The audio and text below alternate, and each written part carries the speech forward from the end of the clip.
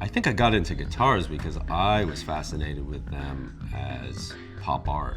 I was into music, and as a kid, there were a lot of guitar stores around. You would just go in and they're eye candy. I liked going to see bands, and I would always notice what they were playing, you know, it sort of became something to focus on. I really found them fascinating even before I played. I remember as a kid, there was the guitarist from this band, Slade, and he had this guitar, it was the Super Yob, and it was like a giant 1930s impression of a laser gun, you know, and that's what he played. And I remember it when I was a little kid, like, oh yeah, I remember that image of him. I almost had two different things, like my playing instruments were very simple, very cheap, you know, held together with duct tape and, you know, spray painted. But the stuff that I really admired was, you know, I could never actually play those. I like those instruments, you know, they were like museum pieces. And then, you know, as I got older, I started, though, acquiring some of the stuff that I admired and liked working on them too.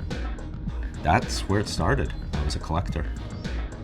Just, you know, sometimes I'll look at one that I haven't looked at in a long time and just be like, wow, this is really kind of neat. Like, they didn't have to do that. Why? What inspired them to do that? It's that, I appreciate that part of it. But a practical side of it is that they're a design reference material too. I always used to wonder why these custom builders would sort of start gravitating towards using these really beautiful woods and no finish on their instruments. But once you start working with wood, it is very tempting because, you know, there's, you know, this is just sanded. This has no oil on it or anything. And when you put oil on it, the figuring really comes out. There's plenty of hand labor and touch and feel. They're very individual.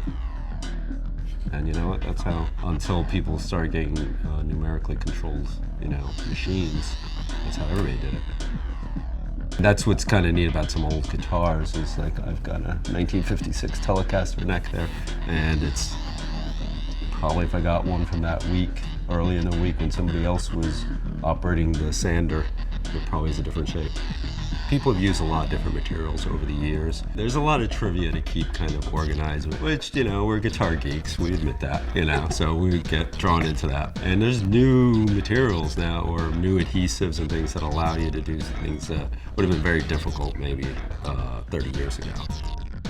Actually, we've had a couple of customers who are just people who are producing, you know, kind of underground music, and they just want to be able to make different sounds. It's not so much looks, it's actually functionally different, you know. And most interesting projects, they give us a few design points. You know, I want this, this, and this, and then, you know, why don't you come up with something?